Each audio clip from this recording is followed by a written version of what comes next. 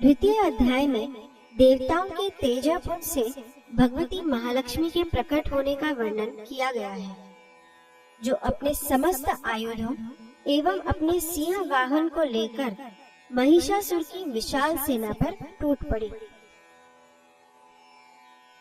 ओम मध्यम चरित्र के विष्णु ऋषि हैं, महालक्ष्मी देवता हैं, उष्णिक छंद है, शाकंभरी शक्ति है, दुर्गा बीज है, वायु तत्व है और यजुर्वेद स्वरूप है।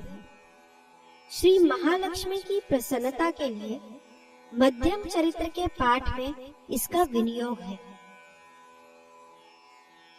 इस अध्याय का पाठ करते समय हमें इस प्रकार देवी का ध्यान करना चाहिए।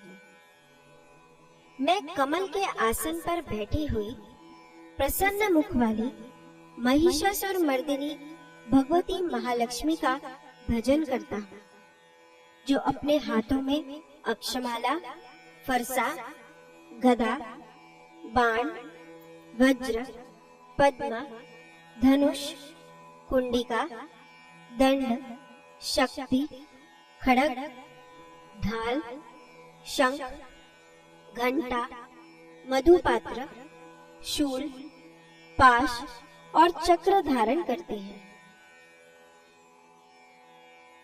ऋषि कहते हैं, पूर्व काल में देवताओं और असुरों में पूरे 100 वर्षों तक घोर संग्राम हुआ था। उसमें असुरों का स्वामी महिषासुर था और देवताओं के नायक इंद्र थे। उस युद्ध में देवताओं की सेना महाबली असुरों से परास्त हो गई। संपूर्ण देवताओं को जीतकर महिषासुर इंद्र बन बैठा। तब पराजित देवता प्रजापति ब्रह्मा जी को आगे करके उस स्थान पर गए जहाँ भगवान शंकर और विष्णु विराजमान थे। देवताओं ने महिषासुर के पराक्रम तथा अपनी पराजय का यथावत वृत्तांत उन दोनों देवेश्वरों से विस्तार पूर्वक कह सुनाया। वे बोले, भगवान महिषासुर सूर्य, इंद्र, अग्नि, वायु, चंद्रमा, यम, वरुण तथा अन्य देवताओं के भी अधिकार छीनकर स्वयं ही सबका अधिष्ठाता बना बैठा है। उस दुरात्मा महेश ने समस्त देवताओं को स्वर्ग से निकाल दिया है। अब वे मनुष्यों की भांति पृथ्वी पर विचरते हैं। दैत्यों की ये सारी करतूत हमने आप लोगों से कह सुनाई। अब हम आपकी ही शरण में आए हैं। उसके वध का कोई उपाय सोचिए। इस प्रकार देवताओं के वचन सुनकर भगवान विष्णु और शिव ने दैत्यों पर बड़ा क्रोध किया। उनकी बहुएं तन गईं और मुंह टेढ़ा हो गया। तब अत्यंत कोप में भरे हुए चक्रपाणी विष्णु के मुख से एक महान तेज प्रकट हुआ। इसी प्रकार ब्रह्मा, शंकर तथा इंद्र आदि अन्य देवताओं के शरीर से भी बड़ा भारी तेज निकला। वह सब मिलकर एक हो गया। महान तेज का वह पुंज जाज्वल्यमान पर्वत सा जान पड़ा। देवताओं ने देखा, वहां उसकी ज्वालाएं संपूर्ण दिशाओं में व्याप्त हो रही थी। संपूर्ण देवताओं के शरीर से प्रकट हुए तेज की कहीं तुलना ही नहीं थी। एकत्रित होने पर वह एक नारी के रूप में परिणित हो गया और अपने प्रकाश से तीनों लोकों में व्याप्त जान पड़ा। भगवान शंकर का जो तेज था, उससे उस देवी का मुख प्रकट हुआ। यमराज के तेज से उसके सिर में बाल निकल आए। श्री विष्णु भगवान के तेज से उसकी भुजाएं उत्पन्न हुई। चंद्रमा के तेज से दोनों स्तनों का और इंद्र के तेज से मध्य भाग का प्रादुर्भाव हुआ। वरुण के तेज से जंघा और पिंडली तथा पृथ्वी के तेज से नितंब भाग प्रकट हुआ। ब्रह्मा के तेज से दोनों चरण और सूर्य के तेज से उसकी उंगलियां हुई। वसुओं के तेज से हाथों की उंगलियां और कुबेर के तेज से नासिका प्रकट हुई। उस देवी के दांत प्रजापति के तेज से और तीनों नेत्र अग्नि के तेज से प्रकट हुए थे। उसकी भौहें संध्या के और कान वायु के तेज से उत्पन्न हुए थे। इसी प्रकार अन्यान्य देवताओं के तेज से भी उस कल्याणमयी देवी का आविर्भाव हुआ। तदनंतर समस्त देवताओं के तेजःपुंज से प्रकट हुई देवी को देखकर महिषासुर के सताए हुए देवता बहुत प्रसन्न हुए। पिनाकधारी भगवान शंकर ने अपने शूल से एक शूल निकालकर उन्हें दिया। फिर भगवान विष्णु ने भी अपने चक्र से चक्र उत्पन्न करके भगवती को अर्पण किया। वरुण ने भी शंख भेंट किया। अग्नि ने उन्हें शक्ति दी और वायु ने धनुष तथा बाण से भरे हुए 2 तरकस प्रदान किए। सहस्त्र नेत्रों वाले देवराज इंद्र ने अपने वज्र से वज्र उत्पन्न करके दिया और ऐरावत हाथी से उतारकर एक घंटा भी प्रदान किया। यमराज ने काल दंड से दंड, वरुण ने पाश, प्रजापति ने स्फटिकाक्ष की माला तथा ब्रह्मा जी ने कुमंडलू भेंट किया। सूर्य ने देवी के समस्त रोमकूपों में अपनी किरणों का तेज भर दिया। काल ने उन्हें चमकती हुई ढाल और तलवार दी। क्षीर समुद्र ने उज्जवल हार तथा कभी जीर्ण न होने वाले 2 दिव्य वस्त्र भेंट किए। साथ ही उन्होंने दिव्य चूड़ामणि, 2 कुंडल, कड़े, उज्जवल अर्धचंद्र, सब बाहुओं के लिए केयूर, दोनों चरणों के लिए निर्मल नुपुर, गले की सुंदर हंसली और सब अंगुलियों में पहनने के लिए रत्नों की बनी अंगूठियां भी दी। विश्वकर्मा ने उन्हें अत्यंत निर्मल फरसा भेंट किया। साथ ही अनेक प्रकार के अस्त्र और अभेद्य कवच दिए। इनके सिवा मस्तक और वक्षस्थल पर धारण करने के लिए कभी न कुमलाने वाले कमलों की मालाएं दी। जलधि ने उन्हें सुंदर कमल का फूल भेंट किया। हिमालय ने सवारी के लिए सिंह तथा भांति भांति के रत्न समर्पित किए। धनाध्यक्ष कुबेर ने मधु से भरा हुआ पान पात्र दिया तथा संपूर्ण नागों के राजा शेष ने, जो इस पृथ्वी को धारण करते हैं, उन्हें बहुमूल्य मणियों से विभूषित नागहार भेंट किया। इसी प्रकार अन्य देवताओं ने भी आभूषण और अस्त्र शस्त्र देकर देवी का सम्मान किया। तत्पश्चात उन्होंने बारंबार अट्टहास पूर्वक उच्च स्वर से गर्जना की। उनके भयंकर नाद से संपूर्ण आकाश गूंज उठा।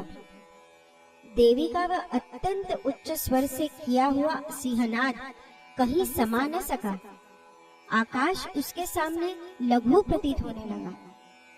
उससे बड़े जोर की प्रतिध्वनि हुई, जिससे संपूर्ण विश्व में हलचल मच गई और समुद्र कांप उठे।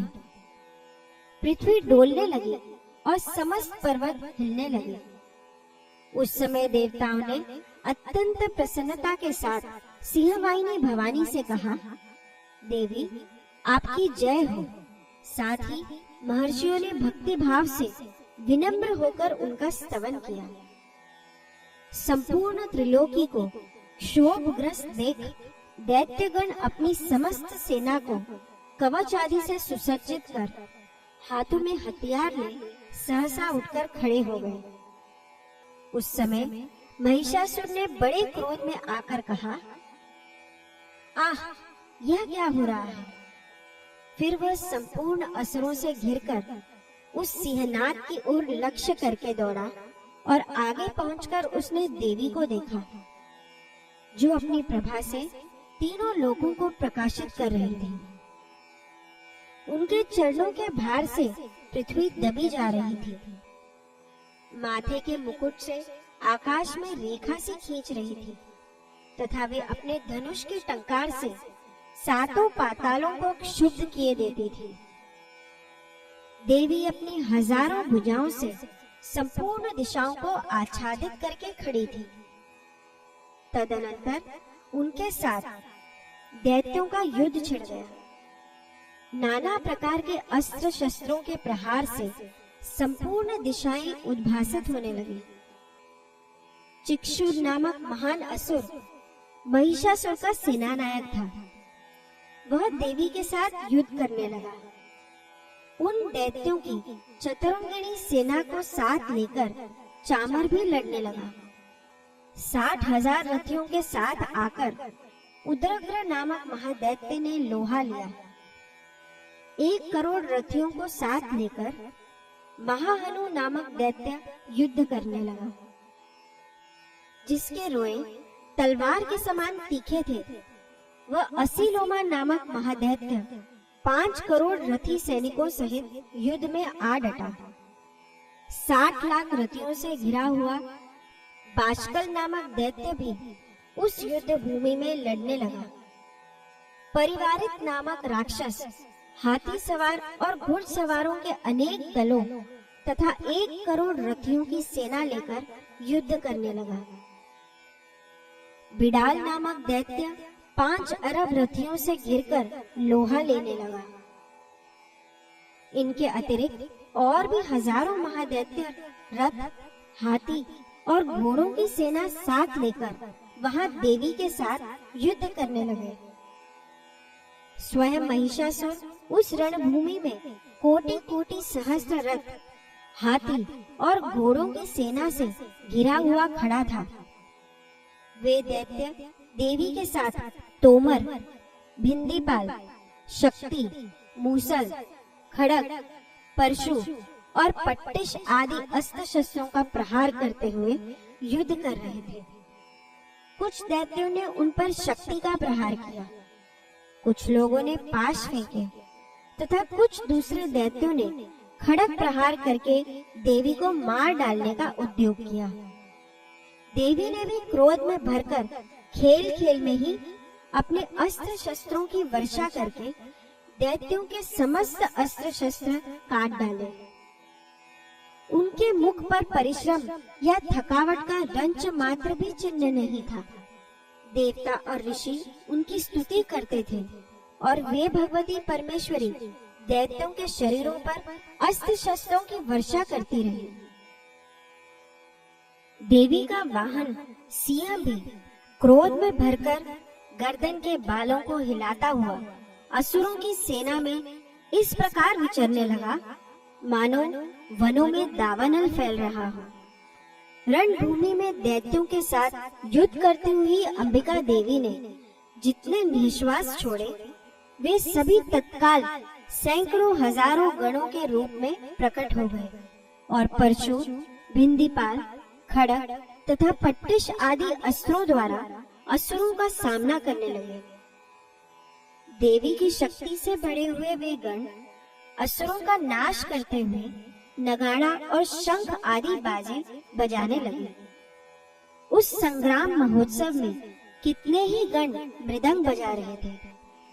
तदनंतर देवी ने त्रिशूल से, गदा से, शक्ति के वर्षा से और खड़ग आदि से सैकड़ों महादैत्यों का संहार कर डाला। कितनों को घंटे के भयंकर नाद से मूर्छित करके मार गिराया। बहुतेरे दैत्यों को पाश से बांधकर धरती पर घसीटा। कितने ही दैत्य उनकी तीखी तलवार की मार से 2-2 टुकड़े हो गए।